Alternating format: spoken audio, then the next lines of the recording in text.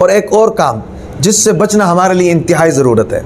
جس سے بچنا ہمارے لیے انتہائی ضروری ہے، میں اپنے سارے مسلمان بھائیوں کو، بہن بھائیوں کو یہ گزارش کرنا چاہتا ہوں اور بڑے درد دل کے ساتھ یہ گزارش کرنا چاہتا ہوں کہ جہاں ہم نے روزہ رکھنا ہے، جہاں ہم نے تراویح کرنا ہے، وہاں ہم نے اپنے فلسطین کے مسلمان بھائیوں کو یاد رکھنا ہے، اپنی دعاؤں میں یاد رکھنا ہے۔ ایسا نہ ہو کہ ہم کہنے کو تو مسلمان ہیں، سارا دن ہم روزہ رکھیں اور رات کو ہماری افطاری پر KFC کے برگر پڑے ہوں،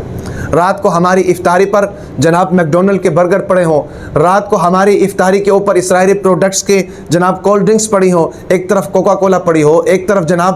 مرینڈا پڑی ہو، ایک طرف جناب فانٹا پڑی ہو اور ایک طرف جناب ماؤنٹن ڈیو پڑی ہو، تو یاد رکھیں کہ پھر ہم کس بات کے مسلمان ہوئے۔ آپ اس بات کو ذرا سوچیں کہ اگر آپ نے روزہ رکھا ہوا ہے اور رات کو آپ کی افطاری کے اوپر جناب میکڈونلڈ کا برگر لا کر رکھا ہوا ہے، تو ذرا آپ اس تصور میں جا کر سوچیں کہ یہ اس میکڈر کو یہاں تک پہنچنے کے لیے میرے کتنے فلسطینی بھائیوں نے قربانی دی ہے، کتنے فلسطینی بچوں کا خون اس میکڈونلڈ کے اندر شامل ہے، کتنی ماؤں بہنوں کی عزتیں جو تار تار ہوئی ہیں اس KFC کے برگر کے اندر شامل ہیں۔ اس بارے میں بھی ذرا ہم سوچیں۔ کیا ہم اتنے اندھے ہو چکے ہیں کہ اگر ہم وہاں جا کر ان کے شانہ بشانہ کھڑے ہو کر جناب ان کو داد نہیں دے سکتے، ان کی داد رسی نہیں کر سکتے ہیں، ان کے سر کے اوپر جناب دست شفقت نہیں رکھ سکتے ہیں، ان کے شانہ بشانہ لڑ نہیں سکتے ہیں، تو کم از کم جتنا ہمارے بس میں ہے اپنے ملک کے اندر رہ کر وہ تو ہم کر سکتے ہیں نا جی۔ ہم اسرائیل کے ان پروڈکٹس کو استعمال کرنا چھوڑ دیں، ان کے اس مشن میں حصہ بننا چھوڑ دیں کہ ہمارے پیسے کو لے کر، ہماری مراعات کو لے کر،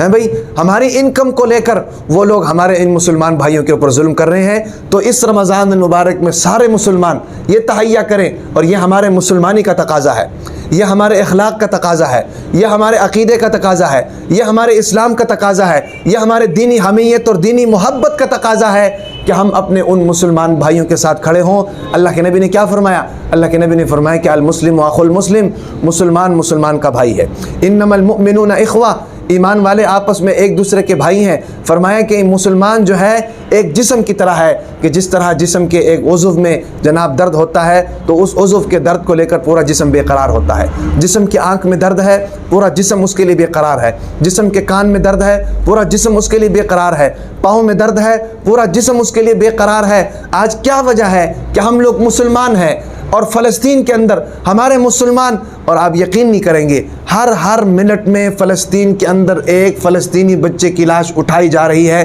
یہ ہمارے لیے لمحہ فکریہ ہے، ہمارے امت مسلمہ کے لیڈروں کے لیے لمحہ فکریہ ہے۔ یہاں نام نہاد لیڈر امت مسلمہ کے ایک لفظ منہ سے نکالنا برداشت نہیں، کیوں؟ ان کے اپنے مفادات وابستہ ہیں،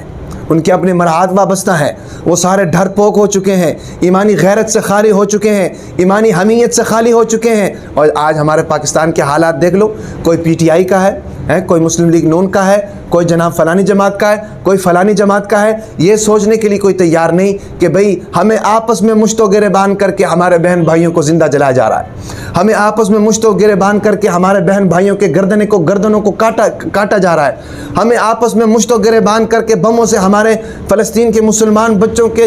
چیتھڑے اڑائے جا رہے ہیں اور ہمارے کان پر جوں تک نہیں رینگ رہی۔ آج اپنے پاکستان کے اینکروں کے حال دیکھ لو، عمران ریاض خان 2 مرتبہ تو اپنے لیڈر کے لیے جیل جا چکا ہے، کیا اس نے ابھی تک ایک بھی ویلوگ ایسا کیا ہے جس میں فلسطین کے مسلمانوں کے بارے میں ذکر کیا ہو،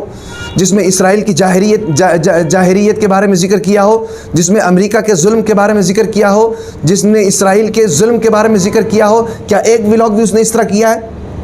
منصور علی خان روزانہ جناب ویلاگ پر بیٹھ کر کبھی PTI کا نعرہ لگا رہا ہوتا ہے، کبھی مسلم لیگ نون کا نعرہ لگا رہا ہوتا ہے، کبھی فلانے سیاستدان کو گندا کر رہا ہوتا ہے، کبھی فلانی بات کر رہا ہوتا ہے۔ ان اینکروں میں سے کسی ایک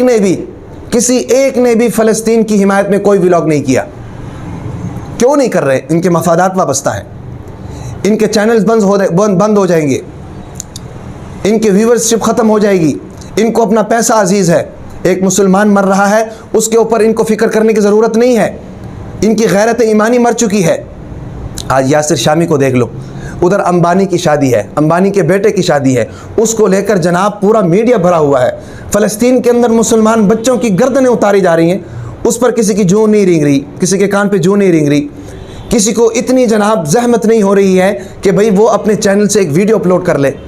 सोशल मीडिया में जनाब डाल दे, उसको आगे फैलाए ताकि किसी तरीके से इस जुल्म का रास्ता रोका जाए। सिवाय उलमाए किराम के कोई भी इस पर आवाज़ नहीं उठा रहा। बदकिस्मती से कहने को हम सब मुसलमान हैं, मुसलमान सिर्फ उलमा नहीं है, सब मुसलमान हैं। पाकिस्तान में रहने वाले 99.9% लोग सारे मुसलमान हैं, लेकिन आवाज़ उठाने के लिए कोई तैयार नहीं। बदकिस्मती है ये,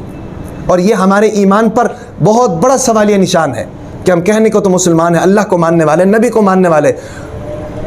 और हमारे मुसलमान भाई जनाब गाजर मूली की तरह उनको काटा जा रहा है अपने मफादात के लिए, उनके घरों को मस्मार किया जा रहा है। आप ज़रा तसव्वुर में जाएं, एक वो बच्चा है कि जिसके ख़ानदान के सारे लोग शहीद हो चुके हैं, और दीवार के साथ खड़ा होकर वो बच्चा सोने की कोशिश कर रहा है, और थोड़ा सा नींद में जाता है और दीवार से गिरकर नीचे बैठ जाता है, और फिर खड़ा होता है और फिर दीवार के साथ टेक लगाने की कोशिश करता है, फिर वो गिरता है। आप अंदाज़ा लगाएं कि एक बूढ़ा शख्स है कि जिसके सारे घर वाले शहीद हो चुके हैं, दुनिया के अंदर सिर्फ वो तन्हा अकेला है।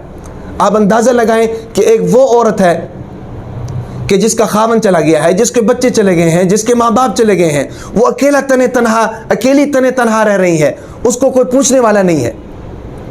आप अंदाज़ा लगाएं कि एक बच्ची गाड़ी के अंदर बैठी हुई है, और गाड़ी के अंदर जनाब वो अपनी माँ से बात कर रही है, माँ उस जगह से दूर है, माँ उस बच्चे के साथ बातचीत कर रही है, बच्ची उसको बता रही है कि अम्मी मैं गाड़ी के अंदर अकेली बैठी हूँ, मेरे सामने इसराइल की फ़ौज खड़ी हुई है, टैंक मेरी गाड़ी की तरफ आ रहे हैं।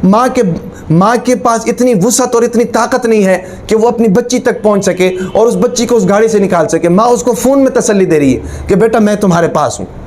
मैं तुम्हारे पास हूँ, आप महसूस करो कि मैं तुम्हारे पास हूँ, अल्लाह को याद करो। और वो बच्ची रो रही है, गाड़ी के अंदर अकेली है और रो रही है, और आहिस्ता आहिस्ता फिर वो बच्ची कहती है अम्मी जान ये टैंक मेरी गाड़ी की तरफ आ रहे हैं, और माँ और बेटी के दरमियान वो डिस्कशन चलती है। इतने में वो टैंक वो गाड़ी के ऊपर चढ़ जाता है और बच्ची जान अल्लाह के हवाले कर देती है। ये सूरत हाल इस वक्त फ़लस्तीन के अंदर मौजूद है, और आज हमारे सारे एंकर जनाब जमातों के पीछे, सियासी जमातों के पीछे लगे हुए हैं, PTI के पीछे लगे हुए हैं, JUI के पीछे लगे हुए हैं, मुस्लिम लीग, और भाई इन्होंने तुम्हें कुछ भी नहीं देना, इन सियासतदानों ने तुम्हें कुछ भी नहीं देना। और अगर ये सियासतदान बरसरे इख्तिदार आ भी गए तो इनसे उम्मत मुस्लिमा को कोई फ़ायदा नहीं है,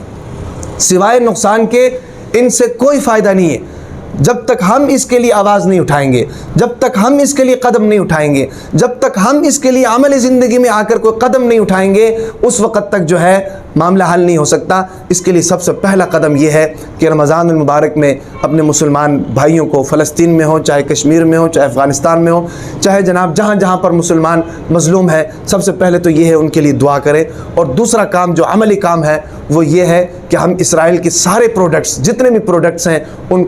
उनका जनाब बायकाट करें, अपने दस्तरखान पर उनको न लेकर आएँ, उनको ख़रीदे भी नहीं। ये हमारे ईमान का भी तकाज़ा है, मुसलमानी का भी तकाज़ा है, अखलाक का भी तकाज़ा है। अगर हम वहाँ पर जाकर उनके शाना बशाना लड़ नहीं सकते हैं तो हम यहाँ पर रहकर जनाब उनके लिए हम मददगार साबित हो सकते हैं। वो सारे मामलात जनाब उनके लिए कर सकते हैं जो उनको फ़ायदा पहुँचा सकते हैं। अल्लाह तबारक व तआला अपनी इन तमाम बातों पर अमल करने की तौफ़ीक़ भी अता फ़रमाए, और रमज़ान मुबारक को सही तरीके से जनाब गुजारने की अल्लाह तबारक व तआला हमें तौफ़ीक़ अता फ़रमाए। व आखिर दावाना अनिल हम्दुलिल्लाहि रब्बिल आलमीन।